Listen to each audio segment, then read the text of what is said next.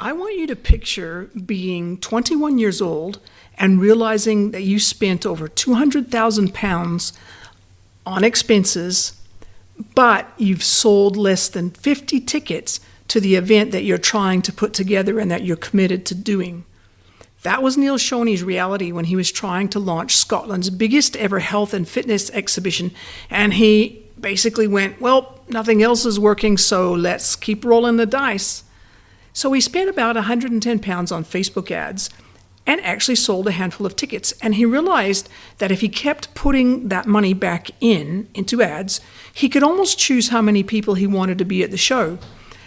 And honestly, if you have ever looked at ads and thought, nope, too scary, too hard, too expensive, then this episode is for you.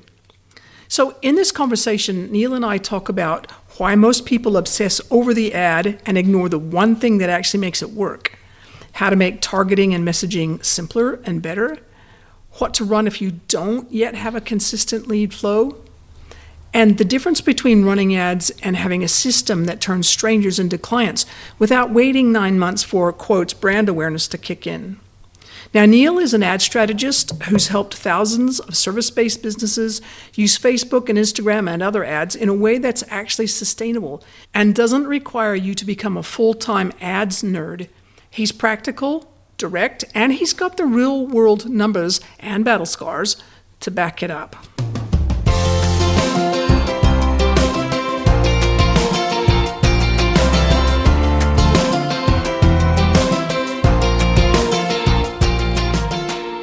Welcome to the Online Business Launchpad podcast. I'm Trudy Rankin, and I help people who need a flexible work-from-home option start and grow the online side of their business so that they can earn more, stress less, and have greater freedom in how they live. And today I've got Neil Shoney with me, and Neil is an ad strategist, and he I'm assuming gets great joy from helping coaches and consultants set up repeatable frameworks for using ads as a way to bring in leads. Now, I know from past experience and from working with people that ads, especially Facebook ads, are something that most people start out being very skeptical about. They think it's going to be too much money, it's going to be a waste of money. And then they get to the point where they think, well, maybe I should try it. And they look at it and they go, no, it's too scary. And then once they do try it and they go, no, it's too hard. And then a lot of people go, after they've tried it, they go, it didn't work. So Neil's going to talk with us today a little bit about ads, especially Facebook ads, and how to make sure that you can get past the too hard, too scary bit, but also how to not end up saying, no, it didn't work. You want to get to the place where it goes, actually, those ads were worth every penny I spent. So Neil, thank you for being on the podcast and welcome. Thank you so much. Really appreciate it and excited to chat through Facebook ads. So let's go ahead and if you could start by sharing with people a little bit about you, your background, and how you got to the place where you are an expert with Facebook ads. Oh, good. Well, I mean, it started for me about 14 years ago, I think it was. I came out of university. I didn't study marketing or business or anything like that. I actually studied sport and exercise science, nothing to do with what I do today. But I decided when I came out of university, I wanted to start Scotland's biggest ever health and fitness exhibition. The idea was once a year, a full weekend. We needed 8,000 people in the room to make it viable. But I just thought, this is a great idea. Everybody will buy it. I didn't even think about, it's got the highest diabetes in the world in the country. Surely 8,000 people still would give up their weekend to immerse themselves in fitness.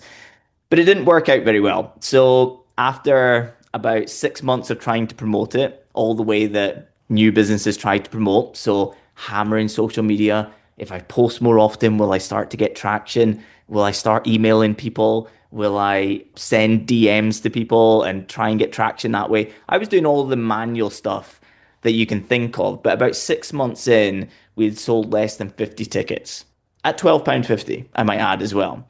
But I had already committed to over £200,000 of outgoings to make the business actually run. So I was in a very sticky situation, 21 years old, and about 4.5 or 5 months left until the show was going to take place. And literally Facebook ads was just roll of the dice. It was like nothing else is working. I need to try something else. So I just looked at some blogs, followed some steps that I found, a little bit of intuition, I guess, but it was guesswork. It wasn't me being clever. It just happened to work well. And I think I spent something like, I think it was like £110 or something. But I had sold something like 15 tickets at £12.50. And I was like, oh man, I've got a return here. And I've made more money than the tickets that I've sold. So if I keep putting that money back in, I can almost choose how many people I want to be at the show. That was my sort of big aha moment. And so I took every penny. If I sold an exhibition stand, I took that money and I put it all into Facebook ads. And we ended up that 4.5 months later with thousands of people in the room. It was a really big success. We sold out all the exhibition stands, which we started selling through Facebook ads as well, through application funnels. And we ended up growing that over 4 years before it was acquired by the biggest events company in Scotland. And it all grew from Facebook ads, not the traditional exhibition way, which is TV, radio, and all those expensive things. I just used Facebook ads. And word of mouth ended up in people, exhibitors telling other people, hey, this guy runs this event. All he does is Facebook ads. The phone rang one day, and it was one of my exhibitors' friends. And he said, Johnny told me to call you. I said, Johnny who? And he said, Johnny from Anytime Fitness. I've got a gym that's opening. And he said, you should run my Facebook ad campaign to launch my business.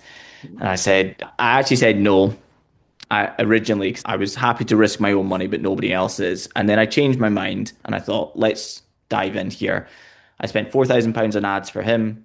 We returned £297,866 of gym membership sales before the doors opened. And it just, the last 12 years or 11 years or something has just been a snowball effect from that one client and results just creating word of mouth. So that's my origin story, if you will. It is a pretty impressive origin story. And just immediately it popped into my head because I played around with Facebook ads a bit. And I've also played around with Google search ads and looked at others and stuff. And it's interesting to me that you picked Facebook because of desperate need. But why was it Facebook and not Google? I'll ask that one first, then I've got another question follow up. Well, the reason I went to Facebook was because before I left university, I actually ran club nights when I was there as well. So I was a little bit entrepreneurial in university and started up some club nights and I had to promote it. And the deal was the event venue takes all the money on the bar, I take all the money on the door, but I need to do all the advertising. And the way that we did the advertising was pretty much through Facebook back then. So it wasn't really Instagram or anything back then. It was all Facebook. And I was aware of Facebook ads. I think I might have even dabbled in a few boosted posts back then. So it was just something that was in front of me. And I decided to take it for a spin. I saw it was £3 a day that you could start from. I thought that was pretty low risk and nothing else was working. And so I took it for a spin and it paid off.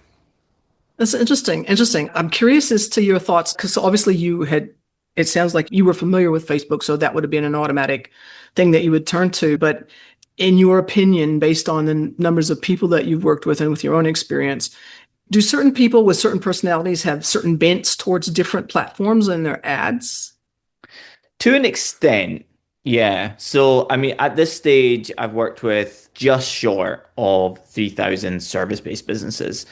And we've taken 13, well, more than 13 coaches and consultants, but 13 different niches from below 7 figures to over 7 figures a year. And including the agency, it's at 21. We've got a lot of experience across so many different types of audiences that people are trying to attract. And a lot of people will come to me and say things like, well, I only want to attract wealthy business owners into my private boutique gym, for instance, or coaching business, whatever it may be, because my coaching package is expensive. So I should go on LinkedIn. Surely that's where I should run my advertising. But what we tend to find is that they might say, my people are not on Facebook, my people are not on Instagram, but they are. They're on there. They're just not the type of people that are posting 3 times a day and liking and commenting on everything, but they're on the platforms. They use it for their own thing. And if you can target them, you can get in front of people at a very low cost. And that's the most important part of Facebook and Instagram as a choice. And I'm not just saying it because I run Facebook ads and Instagram ads for people. I also run LinkedIn ads for people. I run YouTube ads for people, Google ads for people. Facebook and Instagram is best for most service-based businesses, especially coaches and consultants, because it's so low cost to get in front of people. So if your targeting is right and your messaging is right, it's an opportunity to get leads at an extremely low cost who are your right people. And you're probably familiar with the term CPM, which is cost per 1,000 views. So how much does it cost to get in front of 1,000 people? And when you compare Facebook and Instagram ads to LinkedIn ads and YouTube and Google ads, which are the same platform, it's astronomically different to get in front of 1,000 people on any of those other platforms because they're trying to sell. I don't want to put it in a bad way, like a dream, but LinkedIn is like you're paying more because of quality. Google and YouTube, you're paying more because you can be in front of people who are searching for a specific thing. And so, like, that's their reasoning for charging you more to get in front of people. But if you nail Facebook and Instagram ads and you get the targeting right, so you're still in front of the same people, and you get the messaging right, so people see your ad and they actually want to take action, it's very difficult to beat because they've got more people than any other platform and it's a lower cost to get in front of people. So are you saying that Facebook, maybe Facebook and Instagram combined, do they have a bigger platform in terms of number of people than YouTube? Not necessarily YouTube or Google actually, but with regards to like LinkedIn ads, other social media platforms, it's like night and day. Interesting. So what I heard you say was service-based businesses, and which of course coaches and consultants are it's a good place for them to be because people lurk. They may not be active, but they're there lurking. It's always kind of interesting. I have to confess that Facebook is not my platform of choice, and I tend not to use it for personal things, but I am there for business reasons. So I guess people can be there for whatever reason, and it might be very different than what you think it might be. I do have a sort of a follow-up question. You were saying, and this is true of anything you do, right? You said you got to get your targeting right and you got to get your messaging right. Can you just share a few tips for people who are listening about how you might go about actually getting those two parts of this whole ad equation right? Because I know from my own experience, that's where it's easy to fall down and make mistakes. It definitely is. The first thing with the targeting in 2026, it's a little bit easier than it ever has been. As long as your messaging is right, Facebook's actually pretty good at finding the people. And albeit that Facebook does say now you don't need to be specific about who your ads go in front of, we'll just go and find the people for you. It's a little bit like a politician. You have to take those things with a pinch of salt. What's your reasoning for saying that you should have complete control over our ads moving forward?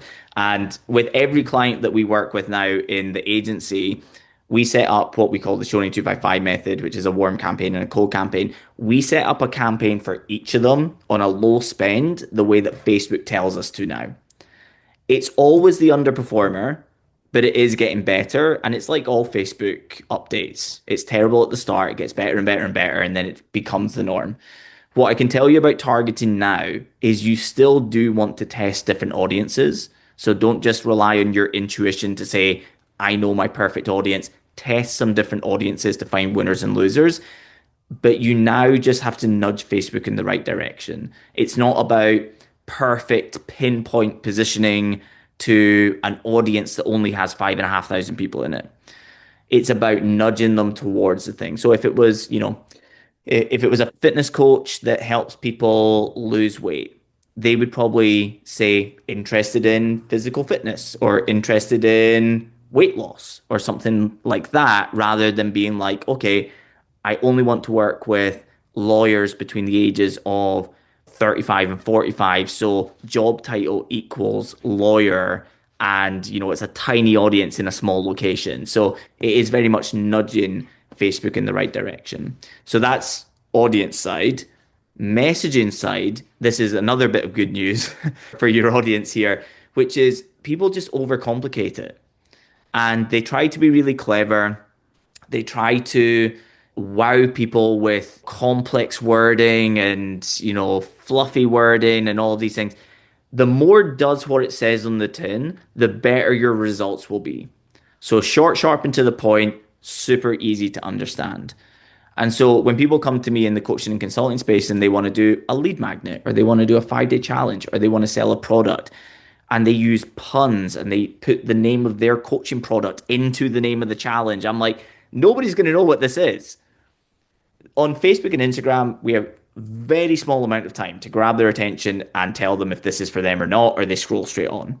So that's the benefit of Google Ads is that people are actually searching for things. So if you've got your ad set up correctly, you can at least be in front of them with the thing they're searching for. On Facebook and Instagram, we're looking for them. So it's the other way around. And so if you want to run a 5 day weight loss challenge, it should literally be called the 5 day weight loss Kickstarter for demographic. If you want to do a lead magnet, it should be akin to that as well. My lead magnet is the Facebook ads for Coaches Course 2026. It does what it says on the tin. So in terms of messaging, short, sharp, and to the point, don't use fluffy language, just keep it simple and you'll get much better results. I think that's probably very appropriate for just about any kind of message out there, whether it's ads or social media or whatever. I'm curious. I've got a few questions around what you've just said, but let's just start with this. You talked about the targeting and messaging. So let's just take a potential sort of a case where somebody, a coach or a consultant's decided they want to look at ads. And so they've heard what you said about got to get the targeting right. You've got to get the messaging right. And what else do you have to get right? The most important piece of the puzzle, which is where you're actually going to send them. Everybody thinks when it comes to Facebook ads, it's about the perfect image, it's about the perfect video, it's about the perfect piece of ad copy, it's all about the targeting, it's all these bits and pieces around the ads themselves. The most important part is, are you actually going to send them to a place where they can turn from a lead or a click into a client? Is that possible with the system that you've put together? And I'm basically not interested in it if it cannot take a stranger to a client in under 7 days. I mean, we're not, with the best of, nicest of intentions in the way that I'm saying this. Nobody listening to this, including myself, is Coca-Cola or Pepsi. We do not need to run advertising for brand awareness. We do not need to put our logo out there and spend $2,000 a month on it. And we certainly do not need to get video views for the sake of optimizing for video views. What we do need is to find the people that we want to work with, and we need to put ads in front of them in a way in which they can register their interest in some sort of a way, and we can take them through a process that's capable of getting that person to want to work with you on the other side. And so just to throw a few simple examples at you, I mentioned a lead magnet. So we run an ad, people put name, email address, and phone number in. On the other side, we're not just doing it to grow an email list. I hear that all the time. I think people think I'm going to be impressed by it like they're a long-term thinker. Like, oh, well, Neil, what I'm willing to do this month is put thousands of pounds behind growing my email list. And I'm like, well, how about we try and get some clients and then you get a bunch of email addresses for free? Because if you spend 1,000, you make 5,000 back and you end up with an extra, let's say, 700 people that are still unconverted that have joined your email list. You've grown your email list by 700 people for free. So let's go down that route. A lead magnet, name, email address, phone number. We give them something for free.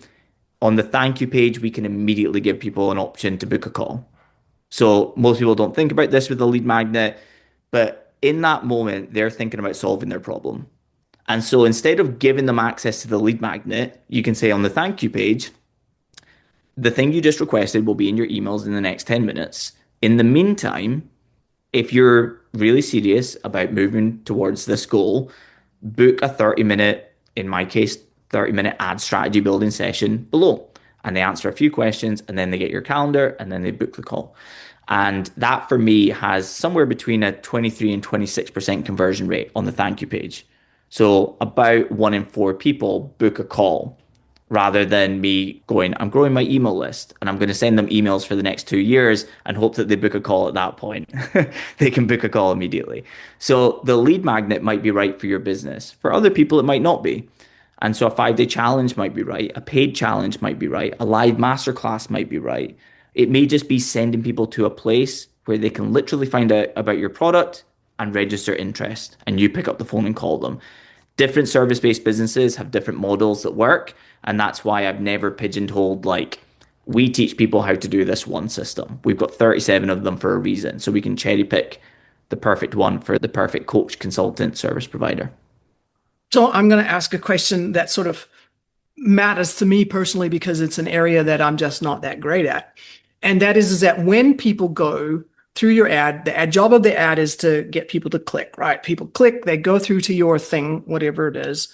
And how beautiful does it have to be? How beautifully designed does it have to be in order to be effective and continue that success rate of the click on the ad? Oh, it's super simple. Even if you are going to have a landing page, you don't even need one. So, most of our clients that we work with, especially in the coaching and consulting space, service providers, in some cases, if they're like home renovation and things like that, will very often use landing pages in that scenario. But with coaches and consultants, lead magnets and things like that, we typically just use a Facebook lead form, which is a form that is built during setting up the ad. It's really simple. It's literally like name, email address, and phone number. Do you want to take any of these away? You say no, you take them. And it's a step one, step two, step three. When somebody clicks the button on your ad, instead of going to your website or a landing page or a funnel, it just opens up a form and your details are already filled in. So it makes it really easy for somebody to submit their details and to become a lead at a very low cost.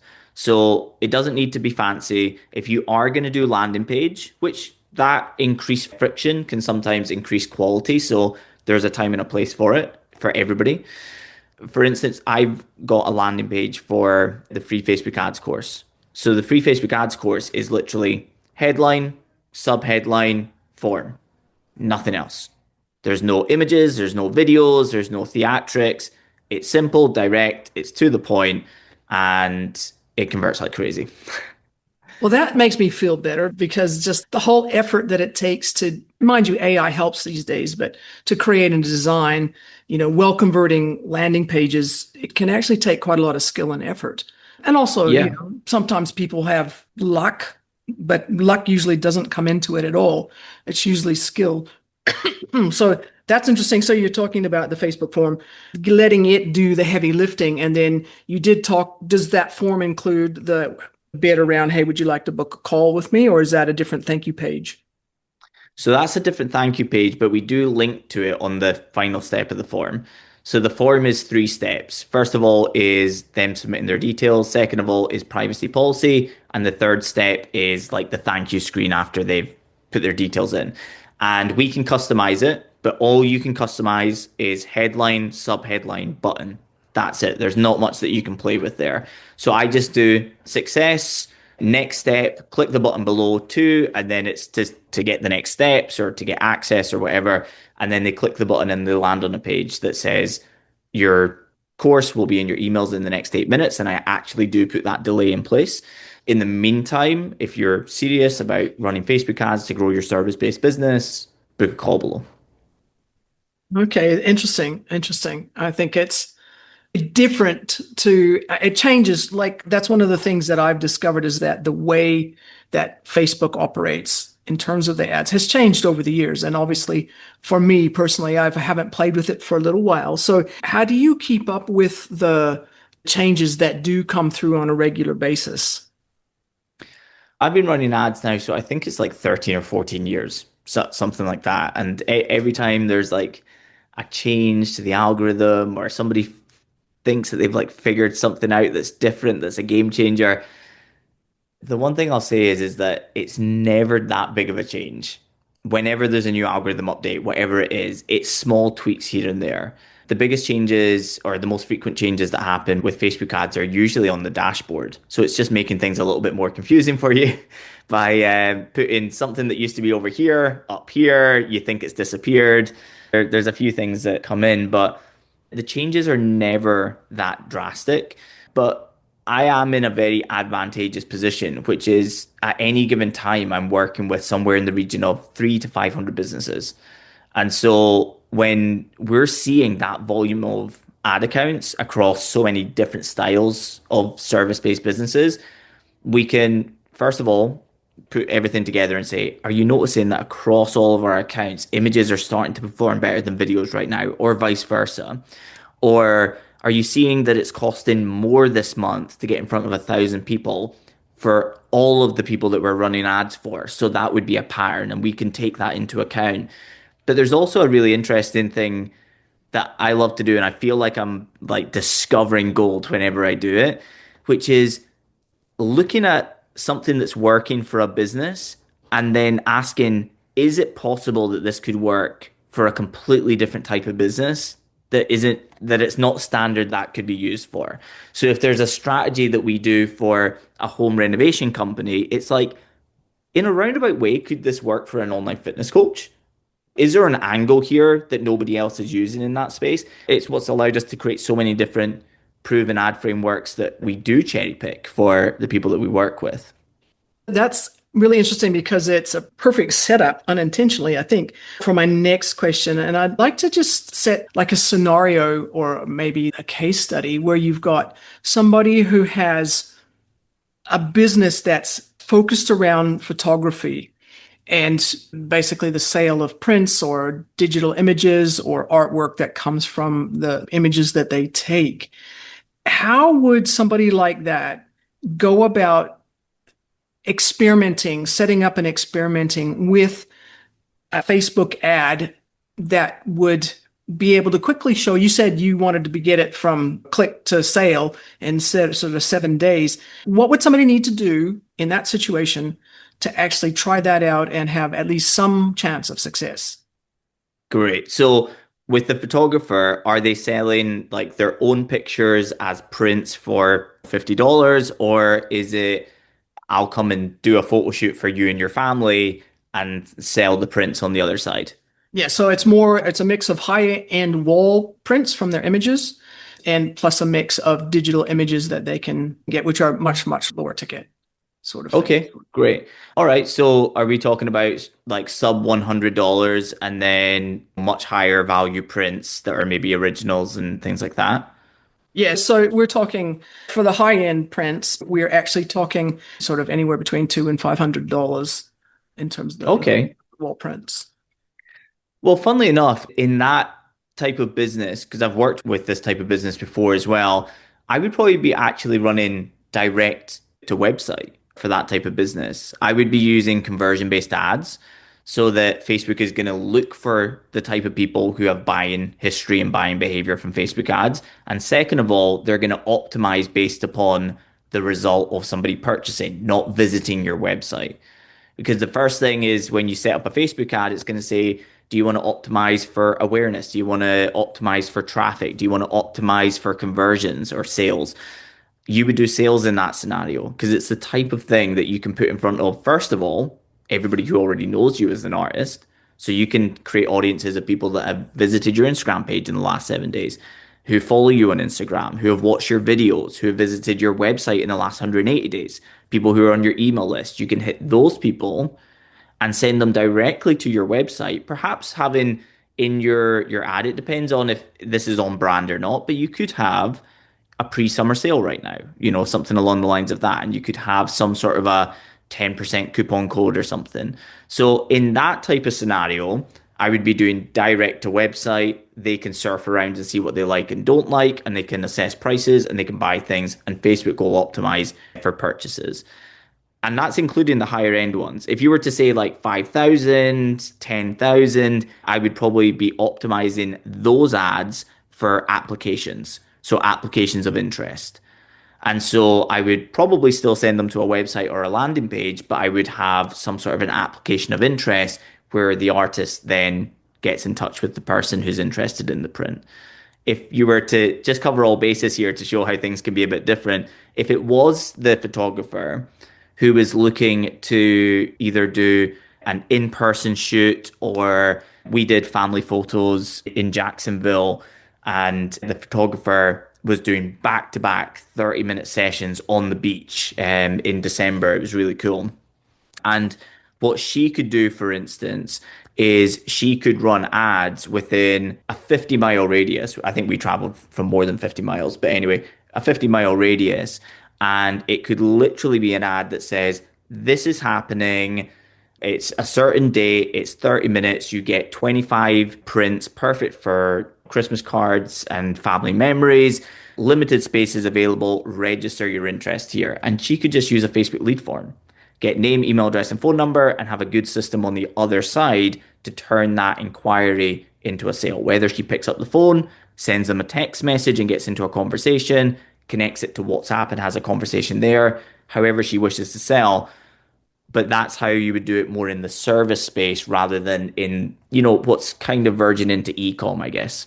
Yeah, because there's two fairly different things in terms of the approach. I've got a follow-up question. You mentioned earlier on when you were talking about targeting about the need to nudge. You used the word nudging Facebook towards the right audience, even though they've got this massively brilliant way of going out there and huge data sets about and then finding the right people. If that nudging thing is necessary, let's just take a slightly different use case then and just say, so in this same situation where it's art prints on the wall or, really beautiful images of nature on the wall, and the target audience would be commercial offices or premises, or it could be doctors, lawyers, dentists, whatever, who are looking for something on the wall that's going to calm people down. Maybe let's say dentists. How about? Is there any different? How would you go about that nudging part of helping Facebook know who you actually wanted? Well, I target dentists for the agency. So I'll tell you exactly how to get in front of dentists. So previously we would have just done job titles as what we were looking at. So we would have done job titles, gone after people based upon the job title that was in their bio. The restrictive side of this is that not everybody has their job title in their bio anyway. Yeah. And the other thing is that Facebook previously wasn't very good at finding the people that would be best converting. And whenever you allowed for Advantage Plus to be on, they would go outside of your location, outside of the people you're looking for, and you would be tearing your hair out, being like, there's not a single dentist that's come through. I know you're telling me that I've got a good cost per lead, but it's about 400 people who have no interest in dentistry and certainly don't have a dentistry practice. Whereas now, a really, really good hack with this is you do, first of all, job titles. So you do dentistry, orthopedics, all of those different things. The second thing is you do fields of study. So you can do fields of study, dentistry. And then you do two other audiences, which is you do those two things, but you turn on advantage detail targeting. So it allows Facebook to go outside of it. Again, if this was 2 or 3 years ago, it probably would have just spent all the money there on anybody that was willing to opt in, just so that you have a good looking Facebook ads dashboard. Now it's actually excellent at finding people. So it's like nudge Facebook in the right direction of where to start, but then go and find me other people that don't have dentist in their job title on Facebook, but are that type of person. Go and find me more like that. That's kind of interesting because just as purely a curiosity question, and that is that would you focus on the dentist or would you focus on their practice manager? So I would, for the most part, well, we do focus on the dentist. The reason being is that, well, for most of the people that we work with, even though they might have a really busy practice or maybe even multiple practices, they're still a decision maker and they're still motivated by growth of their business. And so even if they're going to tag the operations manager in their company or forward it to somebody, or they're going to opt in and read the emails for themselves, but then as soon as they want action to be taken, they're just going to send the booking link to somebody else that's going to handle it from there. We tend to finding the decision maker, the motivated person to grow the business. That's the person that you want to get in front of. Yeah, fair enough. Just out of curiosity, could you share an example of someone or a business that you've worked with recently that would kind of demonstrate some of these things that you've already talked about in terms of the targeting, the messaging, the nudging, and all of those sorts of things? Yeah, well, for instance, we've got tons of dog trainers that we work with right now, which wasn't even a thing for us until, I don't know, 18 months ago or something. And the first dog trainer came on board.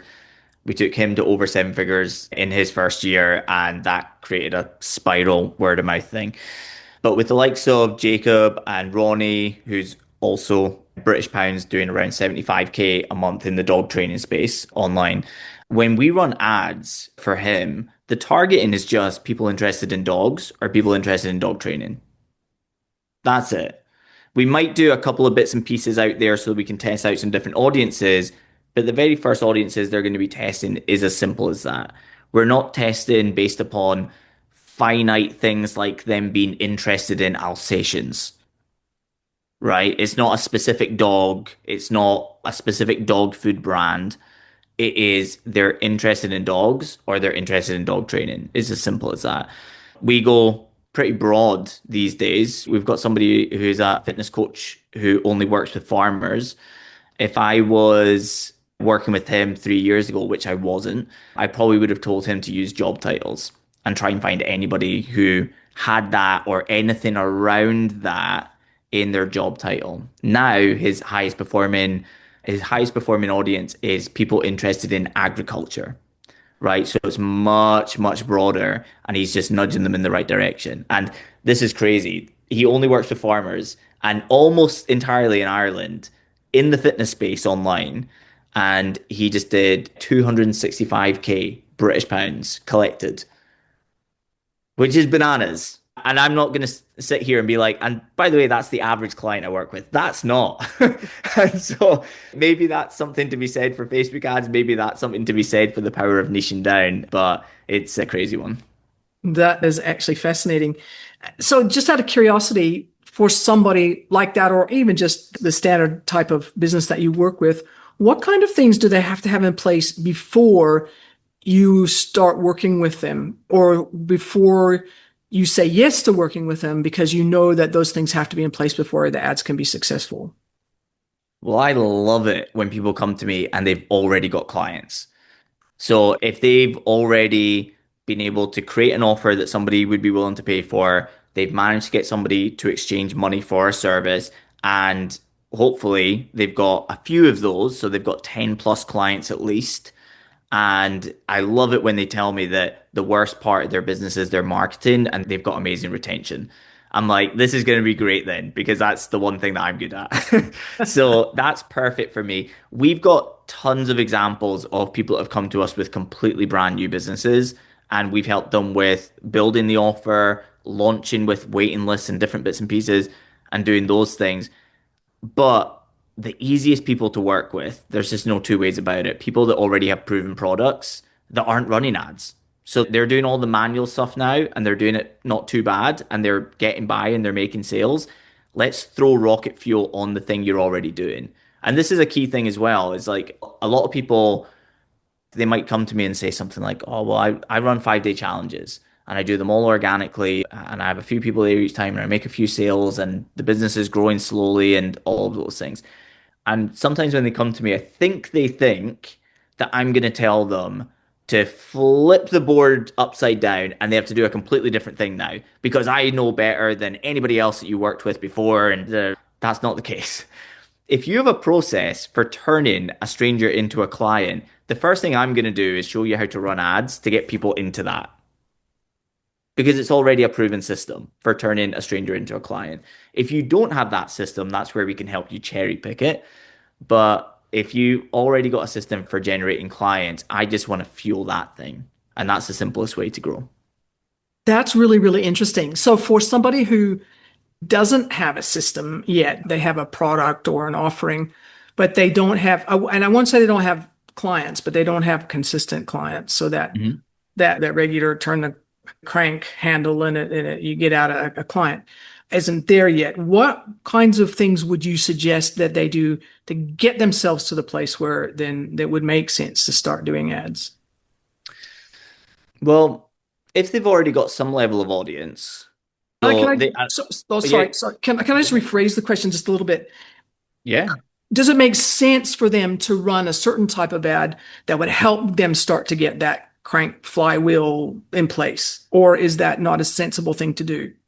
No, that absolutely can be for sure. So a really simple one that just about anybody can do is running a boosted post on Instagram to get followers and then get into conversations with your new followers.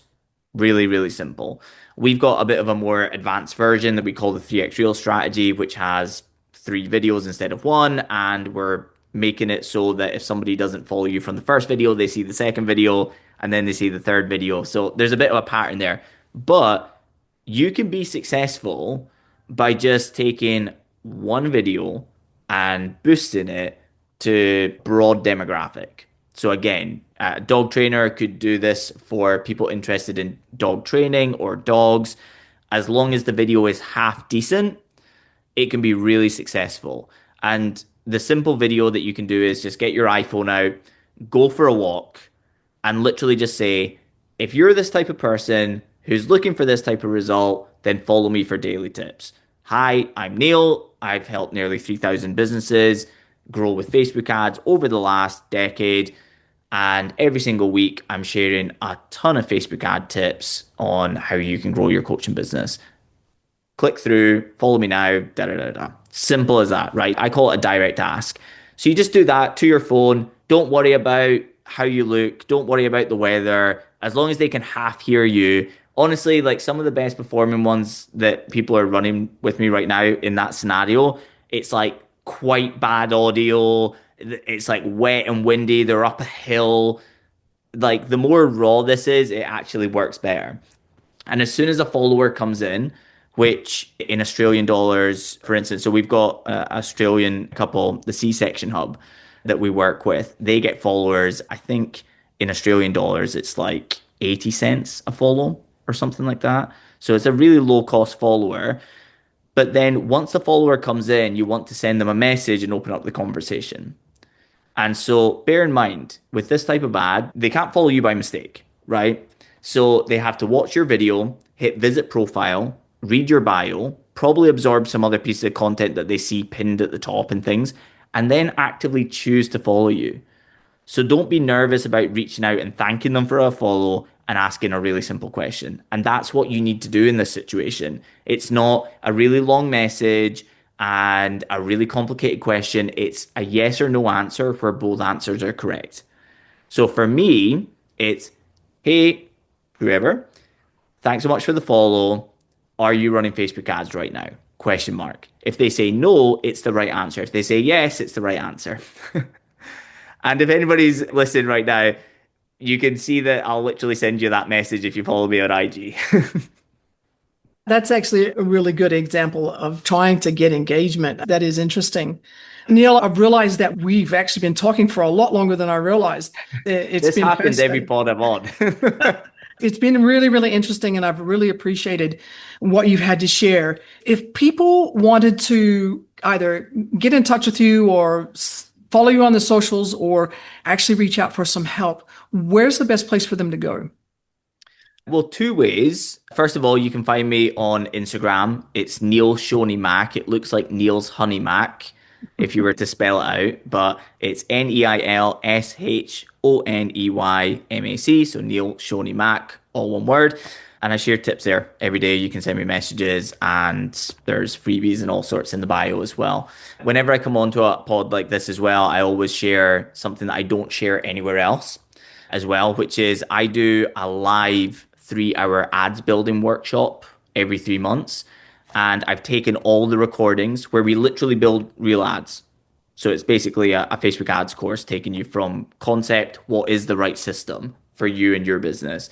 What is the ad copy? We give you templates. We give you image templates.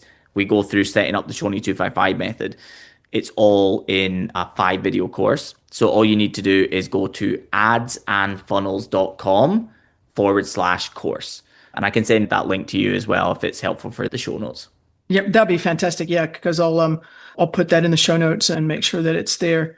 So once again, thank you so much for sharing. It's much appreciated. And yeah, all the best. I appreciate you. Thanks so much. Well, that was a really great conversation. And if you're listening right now thinking, okay, ads might not be the enemy, then my work here is done. So here's a few key points I want you to remember from what Neil shared.